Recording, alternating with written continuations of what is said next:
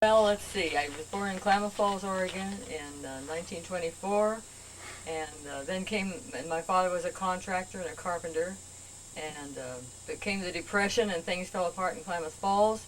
But my mother had land down here that, along with her German family, that had bought a lot of it when they came from Germany in 1898. I think that was it. And so they said we could at least raise food. Are you going? Oh, yeah. I just said take your time. You seem to be talking awful fast. Oh, well, I always talk fast. Okay, go ahead. So they could at least have a cow, because we did have a cow in Oregon, and we couldn't leave Linda up there, the cow.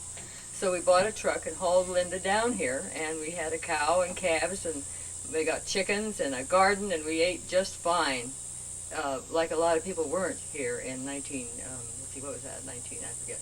But just before the mines really opened. But then the mines opened, and everybody came to Nevada County from all next to the country and got a job in the mines, and they had some money. Let me ask you a question. Yes? You came here. When did you come down here? 1929. Okay, and that was during the Depression. Yes. And where did you live at that time? On the Idaho-Maryland Road, I think that's by the Idaho Maryland mine, up that road a ways. Oh, okay. Yeah, built a big chicken house and a house. And well, you my say father was a carpenter. Yeah. And you say the mines were not operating at that time? Not right at the first. They were just thinking about it. Which mines? All of them. You know. I wonder why they shut down. Do you have any idea? Well, I don't know whether I never heard that they were. I don't think they were open yet. Now, see, I don't know. Okay. Because there wasn't. They were just starting to think about it more. Okay. And interest was growing in the mining, because they didn't come here because of the mines. They came here because they had land. My mother had land here. They could grow something in California, which you can't do in Oregon very well. Klamath Falls, everything freezes. So they came down here, and my father was a good contractor, carpenter. And as I say, they bought chickens and milk, and had garden and a cow. We ate fat, we ate fine. And then the mines began to open up, and everybody came here, and they had to have a house. So my father was just working day and nights as a carpenter, and had just very busy. And finally, my father wouldn't use this lumber for building, because it was cut overnight, and then they tried to nail it up, and then a week later it was peeling off the building, and so he wasn't going to have anything to do with that. What was his name? Woodbury Harrington Hatton. Woodbury Harrington Hatton. Hatton. Better known as Wood Hatton. Okay. But he'd grown up in Oregon and Washington, and he knew that there was good lumber up there in all those mills, and they dried it. They didn't sell it raw and like a piece of celery. So he started building houses for my mother's relatives in Chicago Park and so on, and he did such a good job that everybody said, well, y'all, if you're going to build something, get Wood Hatton to do it. He knows what he's doing. And so then, but he couldn't deal with this lumber. So he went to Oregon and Washington and bought carloads of lumber from the various places up there. Went all clear from both borders to pick out the best mills. And so the railroad brought it to Colfax, and then they transferred it to the narrow gauge, and we had it there in where that I can't remember the name of that, on the way to between Grass Valley and Fairdale. And then we have to truck it to our place or take it right to the job. And then he decided, well, gee, we should be on the railroad so we don't have to have this transfer of the lumber from Oregon and Washington. So they bought the place at Fairdale. And the narrow gauge was so happy to put in a siding immediately. So they'd unload the cars in Colfax, put it in the narrow gauge car, and bring them to our place. And my father built a big lumber shed, and we'd hire some kids that were just dying to have a job and put the lumber in that shed. And then it went fine. But my father was up day and night practically, because the guys and so many people just kept coming in here from all over the country, Oklahoma, all the states where they didn't have jobs at that time. And so he would, my brain is going. So, he'd be up. The people couldn't come regular working hours, so they'd come when they were off. So my father was in the office, helping him. How many kids do you have? How big a house do you need? And what kind of money can you afford? And so he was day and night with customers. Sounds like he was as much a architect as a building contractor. Well, yes, in the way that you mean how what He would design the houses, as a matter of fact. yes, kind of. And then we found good contractors that came from Oklahoma, like I can't remember their names right now, and some other good contractors, and they knew what they were doing, and my father worked well with them, and the customers trusted. So it was a wonderful operation. Everybody was pleased. And there's like so many houses around here that I can recognize it because they're still good-looking buildings because the lumber was good. And some of this cut here, as they fell apart years ago and dissolved because it wasn't dried. And so they were there until the war came along, and World War II, is it, or whatever it is? Yeah. And then they shut the mines down. Yeah, they shut the mines down. And of course, my father he went to Los Angeles and worked for Howard Hughes. And his job turned out to be to talk to Howard Hughes after everybody else had gone home in midnight shift, because Howard Hughes was up all night, you know. And my father was just checking the lighting, and at that time, he was in his 70s, I guess, that he went a job like that. So it was just Howard and he and the whole building.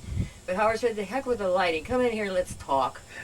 And he'd spend his whole time talking. It was interesting, but, you know, just, he was a funny guy, Howard Hughes. But they just chat. And so then I went down there to work for Douglas, and we got an apartment right near the Ocean Park, where we had got a place, right off the boardwalk. And then my neighbor girlfriend, Marilyn Green, came, and so she and I worked at Douglas, and my father worked for Howard Hughes. And what did you do at Douglas? I I worked on A-20s, final assembly, and the aircraft A-20s. Yeah, A-20 aircraft, and my job was putting all the final plugs, the furniture in the cockpit, all the little knobs, make sure they were on so the guys they would work well. And so I'd sit up there and freeze on the graveyard shift, and then they'd get us one airplane done, you know, and then take it out, open up that whole side of the building, and we'd all freeze for a while. You got that cold down there? Oh yes, at midnight shift, you bet, right on the ocean. Yeah. And my Marilyn, my girlfriend, she was working for, I forget where she was working. Do you remember how much you got paid when you were working at Douglas? Haven't a clue. Okay. Gee, haven't a clue. But, and then before, I got a job at one of the dance halls right there, the Casino Gardens, had a photo booth. And so I made extra money taking pictures of everybody who'd come to the dance. And that was fun. Yeah. What did you charge them, you remember? Oh, no, I don't remember. And then also we went to the college, Maryland, and I, in the afternoon.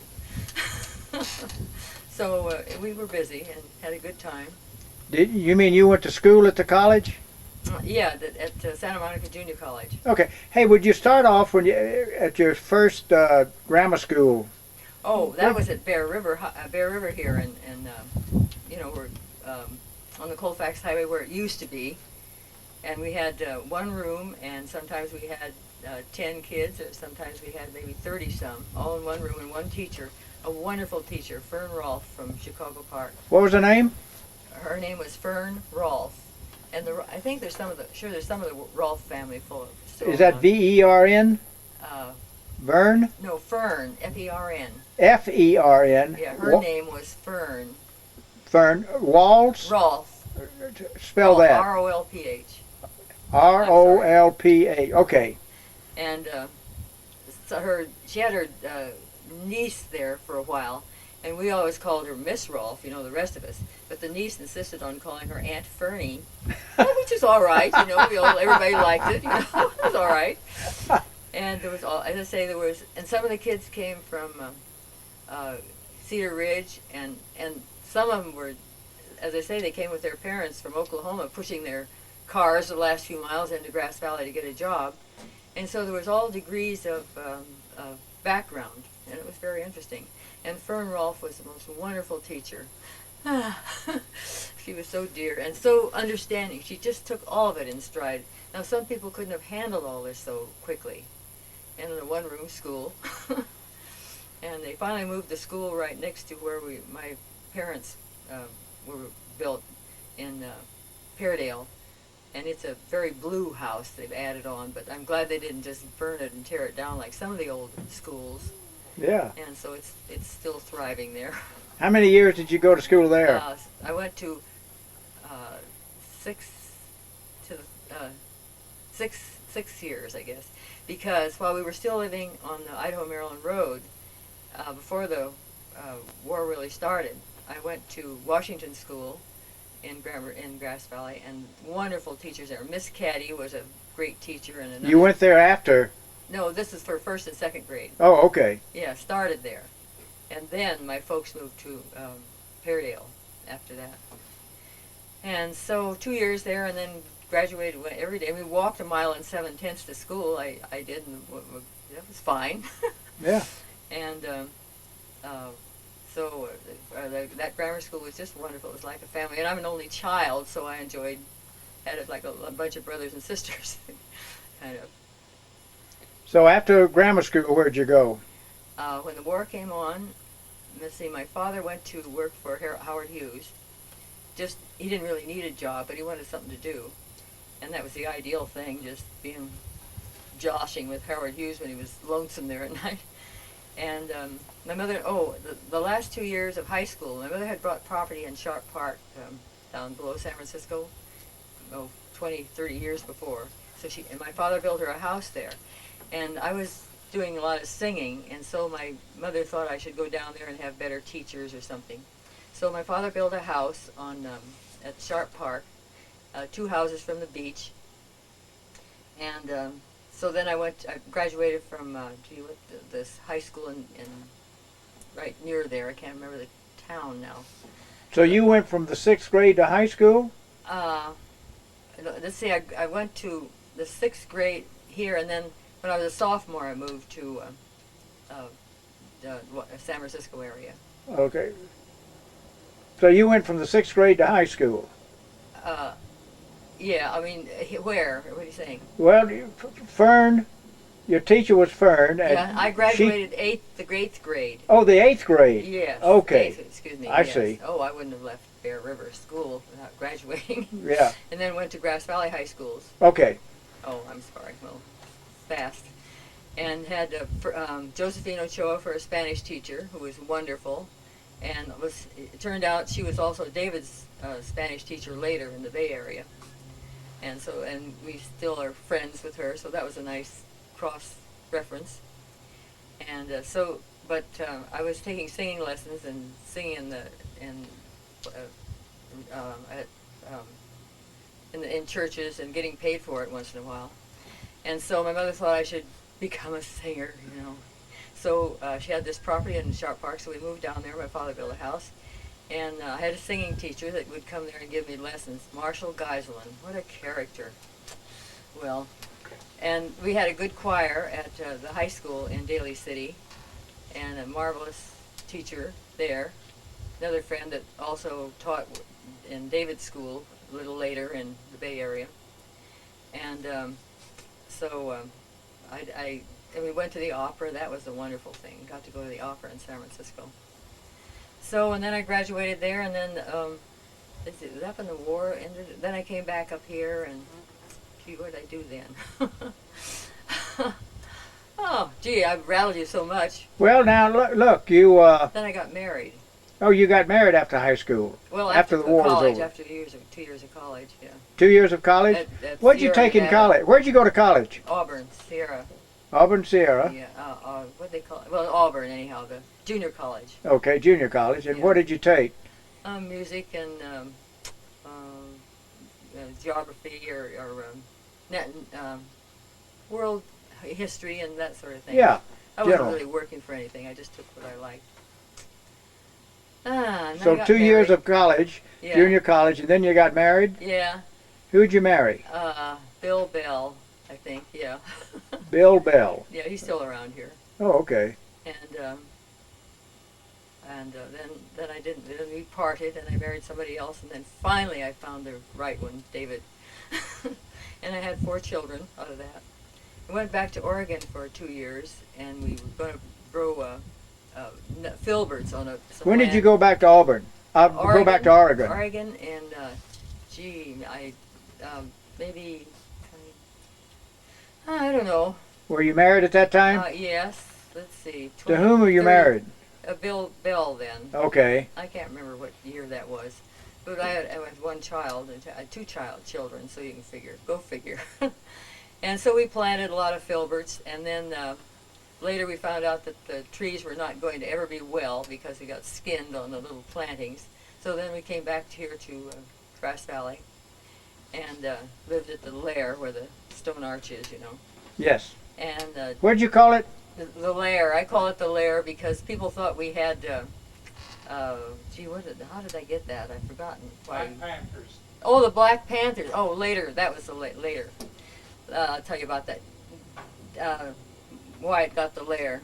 That's jumping. But anyhow. Let me just say that the arch is there at 174 at Paradale. Yeah. Okay. It used to have an eagle on top of the Yes. arch. Oh, it has again. Oh, does it? We've Good. had several eagles. The kids would break it down, and somebody else would put another one up, and they are still continuing to make a new eagle. I'm glad to have that. The people Oh, bought good. it. My chain of thought. I just got ripped. Where was I? Well, you were coming back to California Yeah. after trying to raise filberts. Yes, and we found out later we got bad Yeah. plants. My mother was so gullible, and then that marriage didn't work, and then I got married again, and that one didn't work. Whom did you marry that time? Let's see, I forget Bill Bell was the second one. I forget the first one. Can't remember his name. Okay. A bus driver. And then I married Milton O'Neill, a real nice fellow, also from Oregon. And we have 2 children. And but he was working at the fruit growers, and I was just. Oh, then I went to work for the census. For the census? Yeah. No, that was after. Then our marriage didn't work out, so I divorced Milton O'Neill, and then I went to work for the census, and I had all of California for a while to hire different. The census didn't count people and ask their names and so on, but they would do various searches for information for the government, like interviews on eating and. David, do you remember what else? No, He's not listening. Yeah, rat. But the census just doesn't count people. In fact, I never did get to do that, go around and just count people. But they'd have various censuses taken in different parts of the country. Maybe I had Susanville in another little county up there for a while, and I had to hire the people and train them, and then they'd run around and ask all the questions. And that was great. That was fun. Although I was not home much. My mother took care of the children, and they got along. But there weren't any really jobs around here unless a soda fountain. I did that for a month or so. But so I was very glad to have the census. And finally, I had other people trained all over one end of California to the other, and I'd have to see them once every 2 weeks. So I was on the road then a lot. You had your own car. Yeah, thank goodness. Yeah, and so that was an interesting study on different censuses. Gee, I forget what some of the health surveys and housing surveys, and just to get the idea of what people were thinking Sure. about things happening to them, Sure. especially things. And then I came back here, and when did I meet David? Well, that was the end of running around the country. And so we got married, and then How'd you meet David? an ex-beau introduced him. And that was to Bye Bye Expo. Was this here at Grass Valley? Yes, yeah. I'm trying to think, something I left out here, a track, I guess. Well, anyhow. So, yes, and that's the best thing that ever happened to me. Meeting David. He's a wonderful person, lots of brains and a good memory. And very even and handed. And it's a pleasure. And then we built this house out here, the 2 of us, which was When fun. did you build this house? When did we build the house? He's gone. not listening. Rat. Well, gee, 10, 12, 13 years ago, I forget. Time escapes me, Yeah. numbers like that. And we did ourselves, David had a very good friend in the Bay Area who was a wonderful architect, and I can't think of his name right now, but he designed this, and we chatted well to see what we wanted, and could we build it. We told him that we were going to build it, so he had to figure so we could manage how to lift all the timbers and so on. And so that was very good fun. We lifted the lair while we were doing this, and so we got the house built and then moved out here and bought this land, and thank goodness it has good wells, good water. That's something in this country you have to be careful of. Yes. And so that's why we're here and very happy about it all. Tell me about the Black Panther. The Black Panther? That- Oh, well, David got involved in the Black Panthers in Berkeley when they were, doing their thing. And we liked the black people. I always liked black people. I couldn't ever understand why people would say, you're black, you're bad. And we always had black friends. And David I guess he was an auxiliary. He wasn't black, but he was into the Black Panthers. And we'd have meetings and marches and so on and talk about things like that. Is that having to do with calling the property there the lair? Yes, I guess yes. People thought they did come and visit us a couple of times, for which we were grateful. So people got the word around. They said, "Oh yes, that's the Panthers' lair." Okay. Some Okay. people narrow-minded. Could you talk about your antecedents, your parents and your Oh. grandparents? Well, my mother came from Germany in 1898 with her Sontag family, because things were really tough in Germany. Her name was Sontag? Yeah, Sonntag. And they came here, and they were Lutherans, and they heard about this nice Lutheran group in Chicago Park.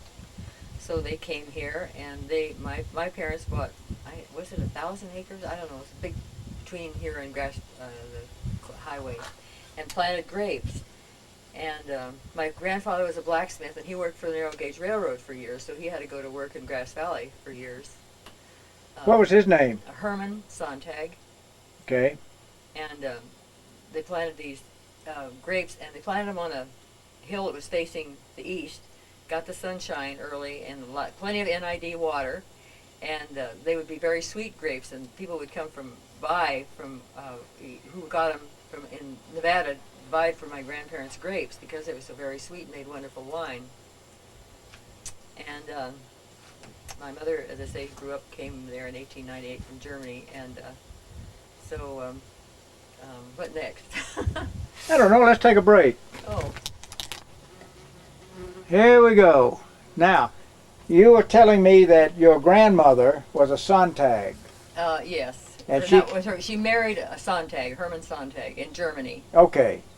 And she came here. with about 10 kids. They had about 10 kids maybe when they came here. And Herman Sontag was her father? It was Herman Sontag and my grandmother married. Okay. And then they also had a son, Herman, naturally. Oh, okay. Now, which one was the blacksmith with the narrow gauge railroad? My grandfather, Herman. Okay. And so he'd have to get to work every day from Sontag Ranch out here on New Bet Road. Okay. And he'd get to the highway, and then he'd hitch a ride on the train, into town. Yeah. And they'd drop him off, and then he'd walk home 2 or 3 miles. So now, and your grandfather was a Hatton. My other grandfather was a Hatton, Yes. and Your, from England, and Minnesota. and he married a Sontag. No, he married, I don't know what I don't remember what my Ruth was the name. The Hatton grandfather was, as I say, not married, well, gee, I don't know where we were, but he married, so I had 2 grandparents. That makes sense, doesn't it? Yes. Okay, Sontags here, and Hattons in Minnesota. Okay. And And the Hattons had a child, had a man child. Yeah, had about 9 or 10, in those days, like the Sontags, 9 or 10 or 11. Okay. And your father was a Hatton, Yeah, the youngest Hatton. and your mother was The oldest Sontag. okay. Gee. Okay, so my mother was working for the railroad during the war and of a truckie, and I don't know I forget kind of what her job was, but as the trains went by, she took all the messages from Sacramento because they didn't have the communication that they do now. So she would get the communications from Sacramento, and then she'd put them on a piece of paper, and hang it out the window on her little office up above Truckee, and the train would come by and catch that little message, and then they'd read it and they'd know what Sacramento was trying to tell them. Okay. Because I guess at that time and now I suppose trains listen all over the world, but in those days there wasn't communication from Sacramento while the train was on the track. Is that so? I guess. Sure. Well, so that's what she was doing, and my father was being a carpenter, and they met and they liked each other and got married and moved to Susanville, and they had made good friends with a couple up there, and they had a daughter named Ardis. And so when my parents had me, they decided to call me Ardis. And I'm so glad that I don't have many marbles now, but poor little Ardis that I was named after never had many. She was very low in the brain power, but they were lovely people. Yeah. So I'm glad I. But you were born in Klamath Falls? Yes. Okay. My father was a carpenter, and he didn't have enough work at Truckee and so on. So they moved to Klamath Falls, which was kind of booming in timber, I guess. And so and my mother was going to open a tea room in Klamath Falls, out on the lake. They bought property on Klamath Lake right away. And I still have some of the little cups and things she made. And she did have this tea room for, I don't know, maybe a year out there. And my father was a carpenter and Klamath Falls was growing then. The mills were growing. And then that's a terrible place to live. It's so darn cold, you know. And my mother had some of the Sontag property down here. So they said, well, gee, California, the mines are opening. It's busy there. Why don't we move on your land and get away from this cold Klamath climate? So in 1929, I think they moved down here and built a house on that road up from Empire Mine. And my father was just a marvelous, an excellent carpenter, so he got all the jobs he could handle. But he was still hating some of the lumber. So he said, well, gee, why don't we get some of this good lumber that I know about? So they bought the property on the Colfax Highway where where the Stone Arch is. And then also they bought that because the train would bring the lumber from Oregon and Washington and put it in our yard right there. They put a spur track in. Yeah. Had to put a siding so you go through. And so then, as I say, I was talking before about that, they got so terribly busy, that's squalling antenna. And the miners came, and my father and they get off, as it's a shift, the miners would get off their shift, as I said before. And so he'd be there morning, noon, and night in the office if they let him, figuring how much money they had, how many kids they had, what size of house they had to have, and what they could afford. That was the main thing. And he was very popular, and everybody told about it. And then finally he'd drag himself to bed, and then they'd be there waiting in the morning when he was trying to have coffee. I just got off my shift at the mine, can you help me? Oh dear. Oh dear, just warmed it. And then I went to high school here 2 years, and then when the war ended, of course this place fell apart. Grass Valley everything went kind of way down. Everybody was going to the war, work in the war effort. And so my mother had this lot in just on Sharp Park, San Francisco, that I think I mentioned. And so my father built a house down there, and my parents weren't really getting along then. It'd been hard, so it's a good thing that they didn't have to stick together. So my father built her a house, and then I got to go to a bigger high school. So I took 2 years high school here, and then in Daly City, Jefferson High School, and that was a wonderful school. And so I went to high school there and had Josephine Ochoa, a teacher there, who David had across the bay, and 2 or 3 teachers we shared through our going to various high schools, which was very interesting. And so my mother, then finally my mother, after I graduated from high school down there, she moved back up here.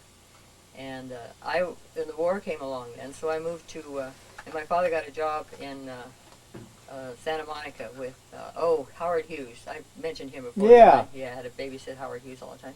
But that was an unkind thing to say about Howard Hughes because he was so fascinating and interesting and a very good person. Interesting guy, yeah. Yes. So then my father said, well, come down here and you can go to college. And Wells worked in the aircraft factory.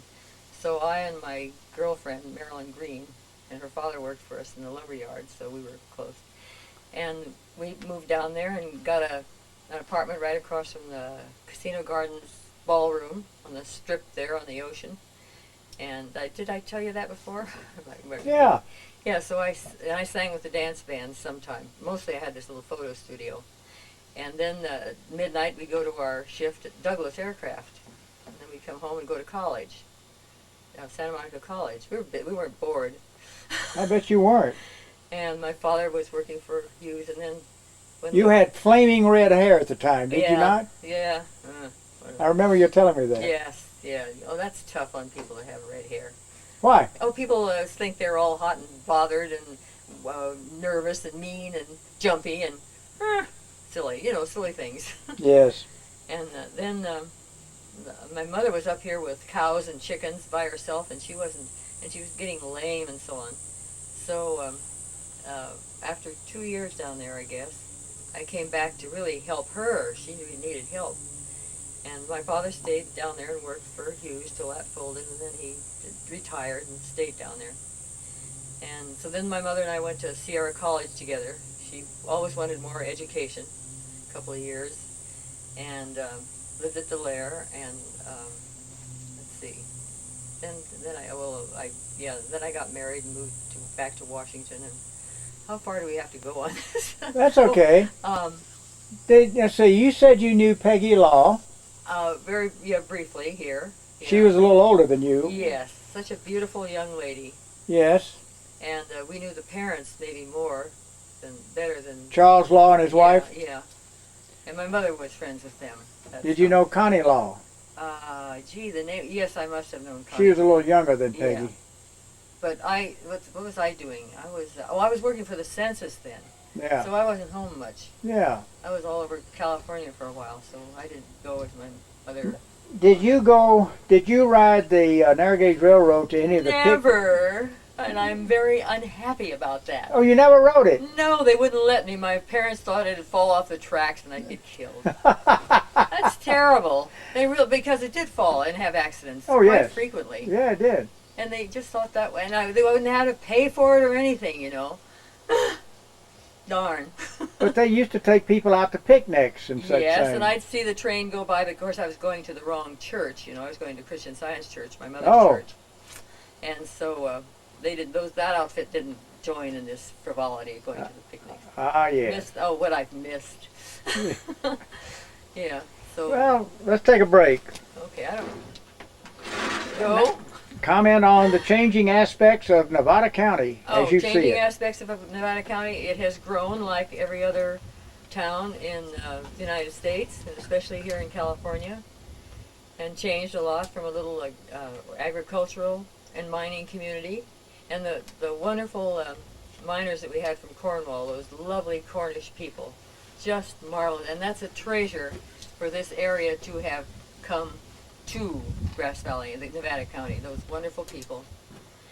And was Highway 174 paved all the way? No. Where does the pavement stop? Right about Union Hill. Okay. And lots of times there'd be stuck people out in front of our place, and we'd get a truck or something and help them pull their vehicle out of the mud. And the highway, that 174 was terrible. How about Lower Colfax Highway? Lower Colfax? That's not paved today, but... that was just gravel. Yeah. It was probably better than 174 was trying to be because it was an old road. Yeah. And sometimes we would prefer to go that, even if we really wanted to get to town and it had been raining. You'd go to Colfax to Chicago Park and pick up 174, and you could very likely make it better to Union Hill than if you were trying to go, especially right by in front of our place there. That was a really bog. Yeah. Okay, more questions? Now you have 4 children. My 4 children. Well, Carl Bell is the oldest, and he is, David knows what he does now, but he's been a carpenter and done a lot of work in the Truckee Tahoe area, and he has a big crew now and working in the Sacramento area. I see him more. That's nice. And George is a school teacher in the Bay in Southern California, and he's very good at that. And he is married. And then Mark is a physician assistant. He wanted to be a doctor, but we didn't. Not enough money quite came through to get him through all that. But he did. He is a physician assistant in Los Angeles. And my daughter Barbara is a school bus driver, and she I think she's going to retire next week or next month or something. And she always had worked for elementary school kids, and she never has any trouble with any of the kids. Never had. And if they get uppity or something's wrong, she just stops the bus and gets out her book. And the passengers say, "Oh, we'll never get home unless we straighten this out." And they would straighten it out in their group. Had to, you know. That was wonderful, and wonderful for the kids. And they knew she wouldn't budge until it had all been ironed out and everybody was in their seat and it was quiet. So she lives over there, and she's going to retire in 2 or 3 years. Where does she live? Santa Rosa. Okay. Yeah. No. More questions? On. Yeah, Lyman Gilmour. He was always a very kind man. Gee, he was really fuzzy, of course. And I don't think he ever took a bath. I think people have kind of corroborated that. But he and my father were good friends because Lyman would come out and talk. He wanted to buy some lumber. And he'd stay 4 or 5 hours if there were no other customers. My father and he'd talk. Gee, I wish I knew everything. Wish I'd had a recorder on that. Yeah. His history. And then, gee, where'd I get stuck on that? Lyman. Gee, lost the track. Loaf of bread? Loaf of bread? Oh, yeah, he'd go shopping and he'd buy a loaf of bread or 2 or more, and he wouldn't take bags from the grocery, but he stuffed them all in his clothes, and he looked like a lady with a hoop skirt sometimes. And I don't think he ever took a bath. But my father was very happy to have him come and visit, and we opened the doors afterwards. Did you ever talk about his inventions or his gold mine up there? He must have to my father, but we weren't there, you know, and I forget. My father would tell us something about it later on, but I didn't retain it. We didn't know well, he was a brilliant man, but there are a lot of people that don't, that part their hair right and all, but they're smart. Sure. And, come on, so get some clues here, David. What next? Well, go ahead. Another great Nevada County family was the Leduc family. Leduc. I don't know whether the D was capitalized or not, but Well, they have a street called Leduc. Yes, of course. And Alonzo, I think he was maybe the oldest of the family, and you could hear him for miles. You could hear my mother for miles. They were a pair, just loud talkers. You know, have you ever known somebody who talked? Oh yes. Yes, you know, and they'd go by our. I don't know why they were going down our road in their horse and buggy, and they'd get stuck, and they say we'd have to help them out in the mud. And so that's the Leducs, and they were. I don't know. I knew the younger girl in high school, Margaret, I think. So that's what I know about them. Okay, and Lyman Gilmour. Lyman Gilmour. Oh, yes, he was the one that would come out and want to talk to my father. And I don't think he ever bought any lumber. He didn't have any reason to buy lumber. But he would come out, and my father's office was open all hours to get these people from the different shifts. You know, if they could come, he'd deal with them. If they were the only time they could come. And what were we talking about? You said the name. Lyman Gilmour. Lyman Gilmour. And I wish I was able to tape what he and my father talked about, because he would be in there 2 or 3 hours at night talking to my father, and they'd chat back and forth. Sure. My father liked aviation. Yeah. But he was, then you'd have to, as soon as he went, he opened all the doors and windows and went, he never took a bath. Oh dear. Yeah, he was How about against taking a bath. Huh? How about Fritzy? Fritzy, our dear. Oh, my mother was delivering lumber my mother drove the truck. My father didn't like to drive, so he stayed home and did the office, and my mother delivered the lumber with the trucks. and she delivered some to Allegheny. And she was coming home in the evening, and she saw something in the road, and so she slowed down, and it was a mountain lion. And it went up the hill, and then there was this little rag at the bottom. The mountain lion had dropped this little newborn deer. And so she got out and picked it up, and it had one little bloody spot over its eye. And so she brought it home, naturally, so I found it wasn't dead. And we had him for 7 or 8 years. We built an acreage fence there between our place and the store for Fritzy. We kept him in the house till he was big, and he liked to slide on the hardwood floors in the halls. That was fun, you know, and then he'd end up like a bunch of coat hangers. And so we kept him up and in the house till he got, you know, too much. Then we built that fence and house for him. And dear Fritzy. Did you ever think he was tamed? Oh yes. Oh, he was tamed. How Yes. about his cigarettes? Oh, for a while before we built the fence, we had him on a chain in the front yard so he wouldn't run away, you know, and get hurt. And some of our customers for the lumberyard would come and want to pet Fritzy, which was fine. But if they had a cigarette in the mouth, he would grab that cigarette and chew it up and eat it fast. Lit or not, didn't seem to bother him. But he was crazy for tobacco. Isn't that interesting? Yeah. Yes. And so I don't know, my father wouldn't plant somebody, but he finally, you know, have a cigarette in his mouth. But they said, oh, they could feed him a cigarette if they wanted, you know, as a piece of candy or something. I don't know, too many cigarettes would have been bad for him, but, you know, that was a treat to some of the customers. Oh, I fed that deer a cigarette, you know. Whatever happened to the deer, do you know? My mother, when I went to, when my father and mother and I went to work in Los Angeles, it got too much for her to take care of him, so she gave him to the Roseville Zoo. And I hope he had good friends there. Oh, And when she picked him up, he had just one scar over his eye. It wasn't bleeding badly, but she chased that mountain lion away, the truck, and we got a deer for I don't know how many years, 8 years or something.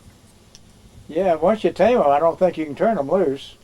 No, that No. would have been terrible. So she finally, as I say, negotiated with the zoo, and they were glad to take him. And he was, I don't know how many years he lasted there. Well, he was in the normal Okay. time, I guess. Well, that sounds like a good interview.